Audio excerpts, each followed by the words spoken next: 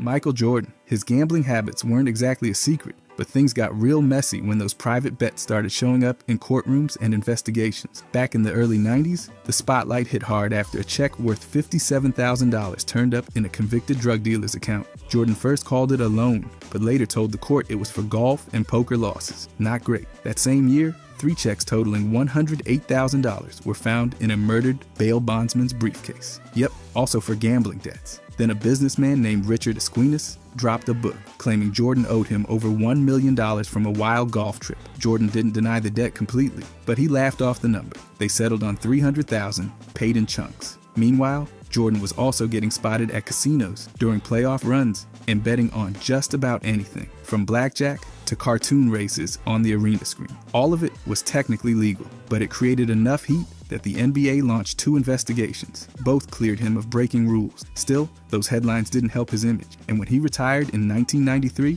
people were quick to jump on conspiracy theories. No evidence ever backed, just a lot of smoke, no fire. LeBron James.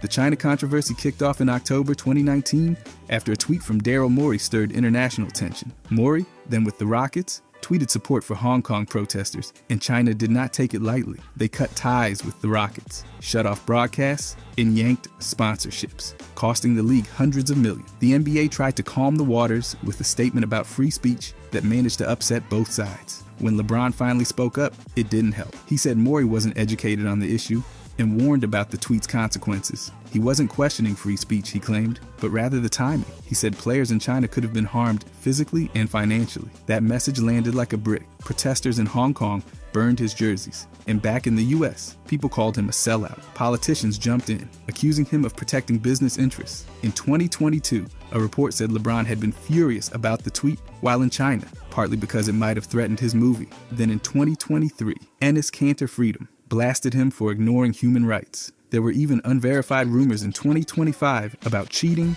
and strange ties to Diddy's parties. No solid proof, just noise. Through all this, LeBron never supported China's policies, but his words painted a picture that a lot of people were not happy with. Steph Curry. In early 2023, he and his wife Aisha stirred up a storm by trying to block a housing development next to their $31 million mansion in Atherton, California. The proposed project would have added 16 townhouses on a nearby lot, including 4 moderate income units. That's moderate, not low income. Despite what headlines said, Atherton had to approve projects like this to meet California's housing mandate, but not everyone in town was thrilled. The Currys sent a letter to the city council asking them to exclude the site. They said they supported the housing initiative, but didn't want it literally in their backyard. Their main concern? Privacy and safety. They weren't thrilled about people being able to look straight into their backyard from 40-foot tall buildings.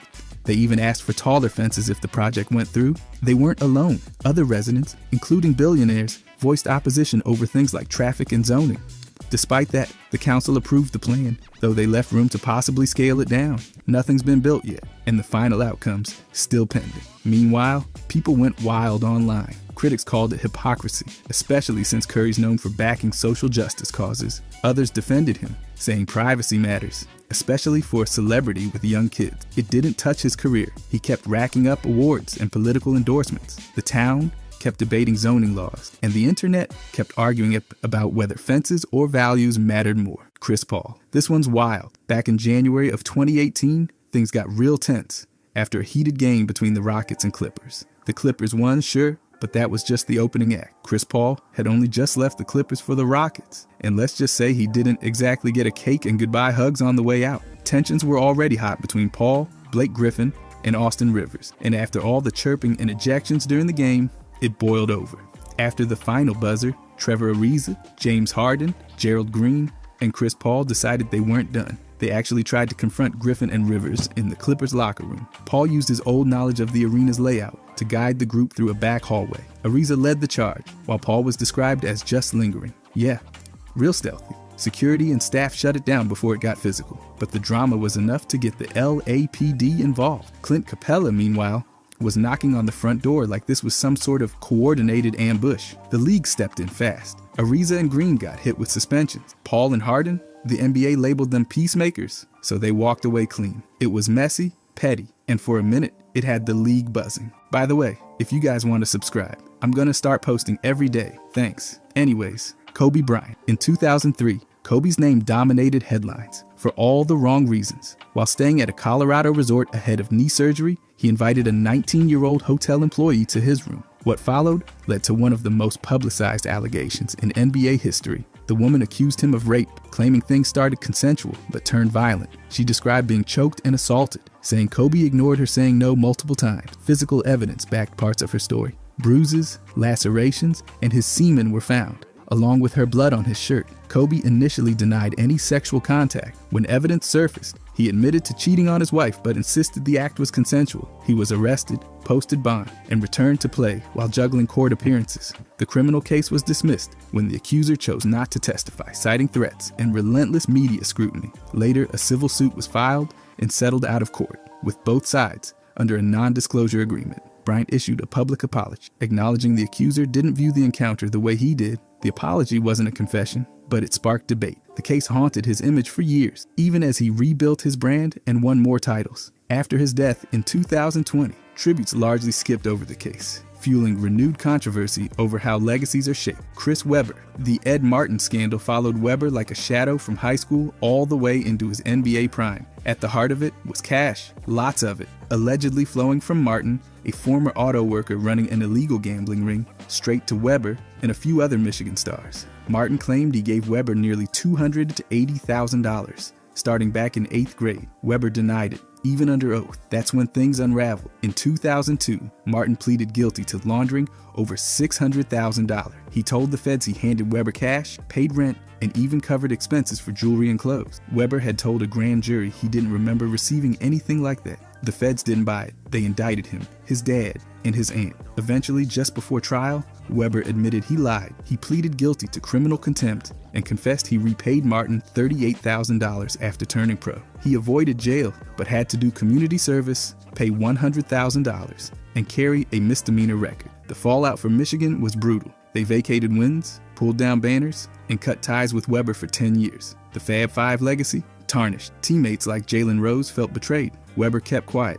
rarely addressing it until years later, when Michigan's athletic director apologized for how it all went down. Still, the scandal stuck, even after his Hall of Fame nod. Magic Johnson. In November of 1991, Magic stunned the world when he stood at a podium and announced he had tested positive for HIV. At the time, he was one of the most beloved players in basketball. 5 championships, 3 MVPs, and the heart of the Lakers Showtime era. What made the moment bigger was the weight of the era. HIV was still seen as a death sentence and largely misunderstood. Magic changed that overnight. He discovered his status after a routine physical for life insurance. The team doctor called with the news. He told his wife, Cookie, who was pregnant. Both she and their son tested negative. A few weeks later, he retired, announcing he would become an advocate and prove HIV wasn't the end. And that's exactly what he did. Magic didn't fade away. He played in the 1992 All-Star Game, took home MVP, then suited up for the Dream Team in Barcelona, winning gold. He attempted a comeback later that year,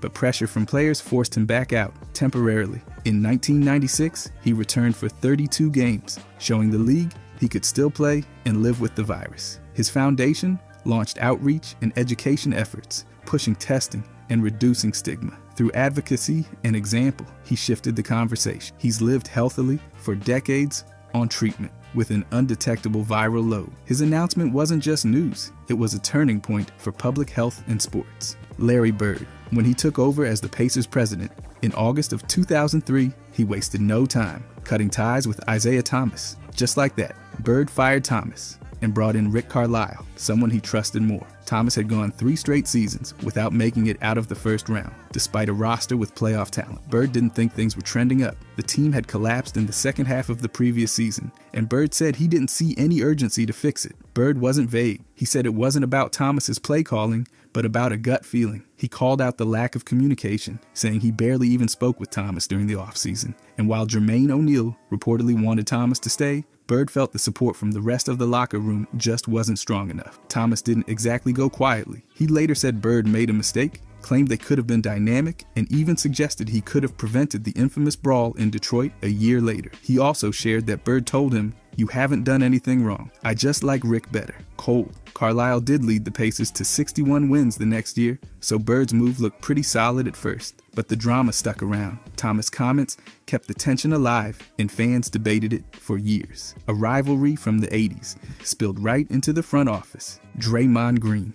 Things blew up in October 2022 when Green punched teammate Jordan Poole during practice. It wasn't just any scuffle. This one got caught on video and leaked online, making a private team moment into a full-blown media circus. The punch didn't just knock Poole back, it rattled the Warriors' whole locker room. At the time, Green was a 32-year-old veteran with 4 championship rings and a rep for being fiery. Poole was just 23, on the rise, and fresh off, helping the team win a title. They were supposed to represent the Warriors' past and future, but instead, their clash turned into a chemistry killer. Rumors swirled that money talks triggered it. Poole had just inked a massive 4-year extension, while Green was still waiting. Green denied that had anything to do with it, but the timing didn't help. Green stepped away after the punch and apologized, calling it one of his biggest failures. He wasn't suspended, just fined, which made fans and analysts furious. The damage lingered. Green admitted it messed up their vibe all season. They lost in the playoffs, and Poole got traded to Washington. The punch wasn't just one moment.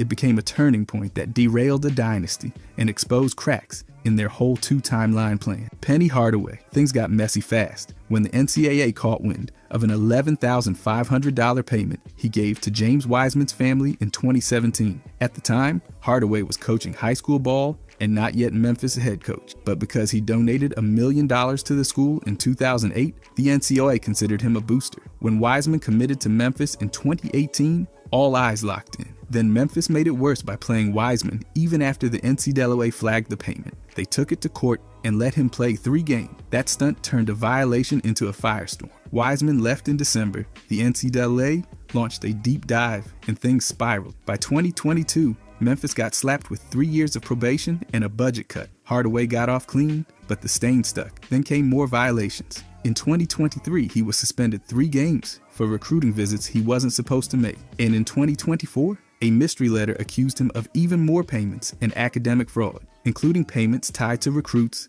and a shady advisor allegedly doing homework for players. Hardaway fired a bunch of staff after that, swore he just wanted to win, and kept coaching. Memphis keeps saying they're fixing it. Meanwhile, the program's record looks nice, but the off-court chaos is doing most of the talk. Karl Malone.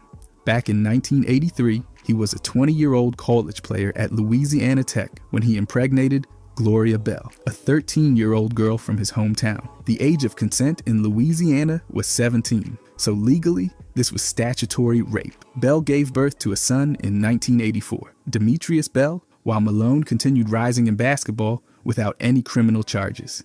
Bell's family didn't press charge. They reportedly felt Malone could support the child better if he wasn't in prison. In 1986, a paternity suit proved Malone was the father. He was ordered to pay $100 to $25 a week, but tried to argue that amount was too high. They reached a confidential settlement later, but Malone didn't acknowledge his son and gave no support beyond what the court forced. When Demetrius reached out at 17, Malone told him it was too late. The relationship started to thaw in 2014. By 2018, they were on good terms and Demetrius even appeared in family posts, but the damage had already been done. The story resurfaced during The Last Dance, and again during the 2023 NBA All-Star Weekend, when Malone appeared as a contest judge. The backlash was huge, especially online. Malone's been honored repeatedly, from a statue in Utah to awards in his name. But for a lot of people, no amount of basketball legacy can erase what happened in Summerfield. He's rarely addressed it, and when he has, it's been deflection, not accountability. Kevin Garnett. The controversy hit on November 2nd, 2010, when Pistons forward Charlie Villanueva tweeted that Garnett called him a cancer patient during their game.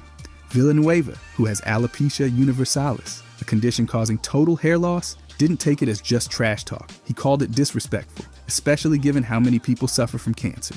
And yeah, the tweet dropped after midnight, which only made it go more viral. Garnett denied the claim. He said he told Villanueva, "You are cancerous to your team and our league." Not much better, honestly. He said he'd never joke about cancer because he had loved ones affected by it. His coach, Doc Rivers, backed him up, saying he heard it firsthand, and it matched Garnett's version. Celtics president Danny Ainge took a swing at Villanueva instead, accusing him of using Twitter for attention. That's where this whole thing really blew up. Social media added gasoline to the spark. The NBA didn't fine anyone. No suspensions, no real punishment, just 2 technical fouls during the game. That's it. Garnett never really clarified much beyond that first statement. He even called Villanueva a nobody a few days later.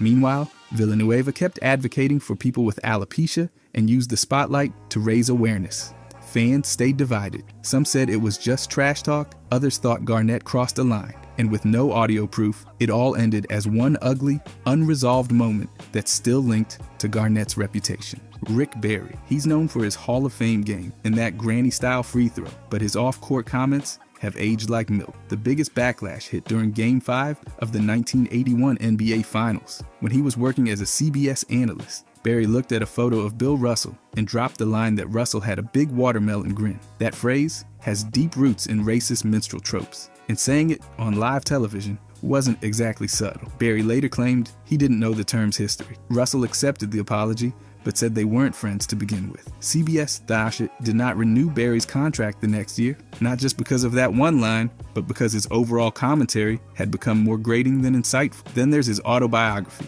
Confessions of a Basketball Gypsy, where Barry decided to share his hot takes about black teammates from his Washington Caps day. He described some as disinterested and quick to blame racism if they weren't playing.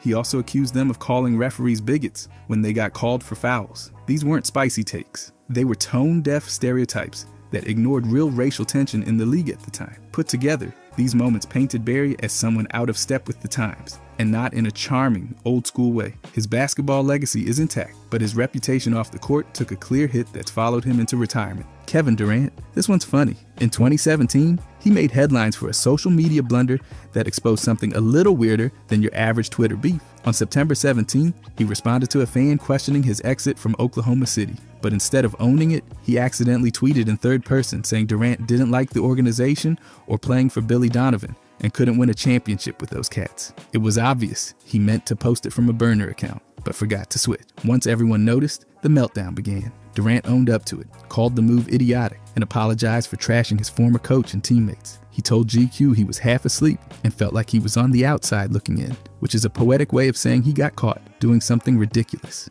Later, he confirmed what everyone suspected. He had burners. By 2019, he admitted using them to talk to friends and speak his mind without scrutiny. Then in 2020, he doubled down on the All the Smoke podcast, saying he still used them and only messed up once. People online had a field day. Memes, jokes, roasts, you name it. The whole thing painted him as thin-skinned, which stuck even though he kept dominating on the court. His image took a hit, but he never stopped clapping back at fans on social media. If anything, it made him more active, just hopefully with fewer identity crises. Scottie Pippen. The guy won 6 championships, guarded the league's best players, and walked into the Hall of Fame. Then managed to absolutely fumble the financial bag once he left the hardwood. In the late 90s, he handed over more than $20 million to a financial advisor named Robert Lunn. Lunn came recommended by people in the Bulls' orbit, which clearly didn't include anyone with good judgment. Lunn forged Pippen's signature for a $1.4 million loan, blew the money, and ended up convicted of bank fraud in 2014. He got 3 years in prison and had to cough up $400,000 in restitution. Then came the jet. In 2002, Pippen bought a Gulfstream, 2 for $4.3 million, but forgot to check if it could actually fly. Spoiler, it could not. The repairs alone cost another $1 million. He eventually sued and won $2 million back, which was probably the most successful part of the whole disaster. Pippen also took a $1 million hit on a Portland mansion he sold in 2007 and dumped over $3 million into a South Side Chicago real estate project that flopped harder than a half-court heat. He even sued his law firm, claiming they didn't vet Lunn and had a conflict of interest. Total losses around $27 million. He made roughly $110 million in the league. Today,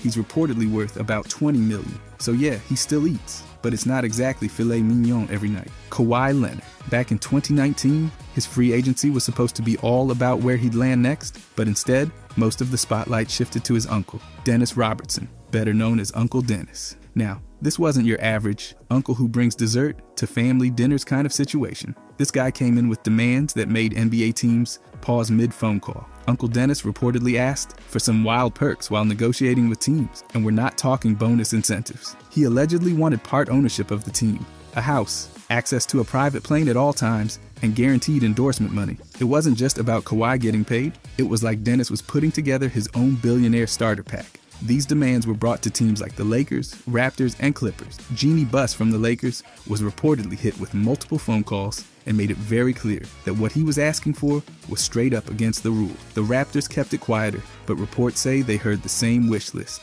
The NBA wasn't about to let this slide, so they launched an investigation, especially into the Clippers. After looking into everything, they didn't find any violations and no team was punished. Kawhi claimed he had no idea about what his uncle was doing. Still, it's hard to ignore how loud Uncle Dennis's presence was. In the end, Kawhi signed a 3-year deal with the Clippers, worth $103 million. The drama didn't land anyone in trouble, but it definitely made headlines. James Harden. Everyone knows the guy can light up a scoreboard, but off the court, his nightlife habits have gotten almost as much attention as his step-back jumper. Back in December of 2020, a video popped up showing Harden at a maskless indoor party in Houston. This wasn't just bad timing, it was a direct violation of the NBA's COVID protocols. The league dropped a $50,000 fine on him, and the Rockets had to postpone their season opener because they didn't even have 8 available players. Contact tracing took out a chunk of the roster. All thanks to that one night out. Harden pushed back on the narrative, saying it wasn't a strip club and was actually a private party for a friend's business event. He also claimed he thought he was following health guidelines, but by that point, the damage was already done. Then there's the now infamous Reddit study. One user decided to connect the dots between Harden's game stats and local strip club ratings in different NBA cities, and the results were something. The data showed a noticeable drop in Harden's performance in cities with highly rated strip clubs. Places like Miami, rough games, but in cities with lower ratings, like Toronto, he played better. Whether you believe in the study or not, Harden's nightlife has definitely stirred up more than a few headlines. On-court brilliance, no doubt, but off-court choices, he's probably with Lil Baby, Kyrie. In late 2022, Kyrie landed in the middle of a firestorm after posting a link to a film called Hebrews to Negroes, Wake Up Black America. The film was packed with anti-Semitic content, including Holocaust denial and bizarre conspiracy theories involving a supposed global Jewish agenda. It wasn't just a bad look, it sparked immediate outrage. The Brooklyn Nets responded fast. They suspended Kyrie for at least 5 games without pay, saying he wasn't fit to be associated with the team until he clearly stated he had no anti-Semitic beliefs. The suspension wasn't just about the post, it was also about how he handled the backlash. At first, Kyrie didn't apologize at all, which only cranked up the criticism. When he finally did say something, it came through an Instagram post where he admitted the film had anti-Semitic content and said he regretted the hurt it caused. Nike wasn't quiet either. They cut ties with him, shelving the release of his Kyrie 8 signature shoe. The company made it clear they weren't going to be associated with hate speech of any kind. To return to play, Kyrie had to meet a set of conditions, including sitting down with Jewish leaders and issuing public apologies. After checking those boxes, he came back to the court on November 20th. The whole saga wasn't just a personal mess, it turned into a full-blown lesson on the weight of a platform and the fallout when it's misused. Tim Hardaway Sr. On November 14, 2022, during a Golden State Warriors broadcast, Hardaway stirred up serious backlash after making a shocking comment about a defensive play. While watching Draymond Green in action, he said, "So y'all thought that was great, D? I thought that was just raping him. I think you should call the police on that." Yes, he really said that. Live on air, during a special run TMC broadcast with Chris Mullin and Mitch Richmond. The reaction was instant. Viewers were quick to call out the comment for being incredibly inappropriate, and it didn't take long for Hardaway to try to walk it back. Before the fourth quarter even started, he gave a quick apology on air, admitting it was a poor choice of words and trying to shift the energy back to the game. But the damage was already done. This wasn't his first time at the center of controversy. Back in 2007, he made openly homophobic remarks in a radio interview, saying he hated gay people. That statement also caused a major uproar. He later apologized, blamed his upbringing, and has since made efforts to show support for LGBTQ communities, even participating in outreach. But when something like this happens again, years later, it brings old issues right back to the surface. For someone with a microphone in front of them, especially during a live broadcast, it's a brutal reminder that words have weight, no matter how quickly you try to take them back. Miles Bridges. Since 2022, his off-court record has been anything but quiet. It all started on June 29th when he was arrested in Los Angeles for allegedly assaulting his then-girlfriend, Michelle Johnson, in front of their 2 kids. Johnson later posted disturbing photos of her injuries, concussion, broken nose, bruises, and more. He was released on a $130,000 bond. By July 19th, things escalated. Bridges was charged with 1 felony count of injuring a child's parent and 2 counts of child abuse under circumstances likely to cause serious harm. He pleaded not guilty the next day. Fast forward to November 3rd. He agreed to a no contest plea for the felony. The sentence? 3 years of probation with 52 weeks of domestic violence counseling and parenting classes, 100 hours of community service, weekly drug tests, and a 10-year protective order, keeping him away from Johnson. Oh, and $800 in fines. The NBA stepped in by April 14th, suspending him for 30 games. But since he didn't play in 2023, 20 games were counted as served. He still had to miss the first 10 games of the next season. Then in October, things got worse again. He allegedly broke the protective order by throwing billiard balls at Johnson's car with the kids inside. His girlfriend allegedly kicked the car too. He turned himself in, posted a $1,000 bond, and waited. By February, charges were dropped due to inconsistent statements. Ja Morant, the Memphis Grizzlies star guard, hasn't just made headlines for his game, he's drawn serious heat for multiple firearm-related incidents on social media. It all kicked off on March 4th, 2023, when he flashed a gun on Instagram Live while at a nightclub in Denver right after a game. That got the NBA's attention fast. The Grizzlies benched him for at least 2 games, and Morant entered a counseling program in Florida, supposedly to manage stress. His social media accounts went dark during that stretch. Then on March 15th, the NBA suspended him for 8 games without pay, counting 6 he'd already missed. 2 months later, the sequel dropped. On May 14th, another video hit Instagram Live, this time streamed by his friend Devontae Pack, showing Morant holding a gun again, this time inside a vehicle. The Grizzlies suspended him from all team activities, and NBA Commissioner Adam Silver said he was shocked. By June 16th, Morant was hit with a 25-game suspension without pay to start the 2024 season. The NBA stressed that this kind of behavior wasn't just careless, it was dangerous. Then in April 2025, Morant pulled out a finger gun gesture during a game against the Warriors, aiming it at their bench. Given his history, the league fined him $75,000. That moment showed he hadn't learned much, and the NBA made sure to call out the pattern. His actions keep dragging him further from the spotlight he once owned. Joakim Noah. On March 25th, 2017, the NBA hit the Knicks center with a 20-game suspension without pay for violating the league's anti-drug policy. The reason? He tested positive for LGD 4033, a substance banned under the NBA and Players Union's program. It's a selective androgen receptor modulator, or SARM, known to boost muscle growth, and yes, it's classified as a performance enhancer. At the time, Noah wasn't even active. He'd been out since February 4th with a knee injury and had arthroscopic surgery on February 27th to clean it up. Because of that, the league made it clear the suspension would start only when he was medically cleared to play again. That meant the punishment spilled over into the next season. Neither Noah nor the Players Union tried to appeal it. They called the situation a one-off mistake, and Noah owned it. He said he was trying to take a supplement to help with recovery, and it completely backfired. Looking at the numbers, it's not like he was dominating the court either. That season, he averaged 5 points and just under 9 rebounds over 46 games. Injuries and inconsistency plagued his time in New York. It never really clicked. Eventually, the Knicks let him go in October 2018, ending what had become a pretty rocky run. Between the suspension, the surgery, and the stats, it was a tough chapter in a career that once had a whole lot more momentum. Monte Ellis. In December 2011, he found himself at the center of a sexual harassment lawsuit filed by Erica Ross Smith, who worked as the Warriors' community relations director. The lawsuit didn't just name Ellis. It pulled in the Warriors organization too. Smith claimed that from November 2010 through January 2011, Ellis sent her numerous unsolicited text messages. These weren't casual workplace chats. They included sexually suggestive lines along with questions about what she was wearing. Then, on December 17th, she said Ellis sent a photo of his genitalia to her work phone. That allegation alone sent shockwaves.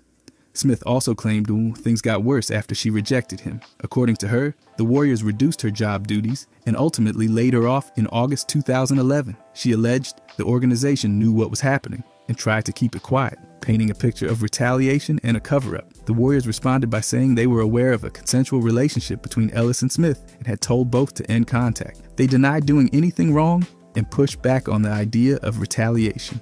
Ellis kept it brief, letting lawyers handle the legal side. By June 2012, all parties reached a settlement, though no details were made public. The lawsuit was dismissed. The case added a dark chapter to Ellis's time in the league, putting a spotlight on off-court conduct and team accountability. If you enjoyed this, I'm going to be posting a lot here. I would greatly appreciate it if you could subscribe. Thanks for watching.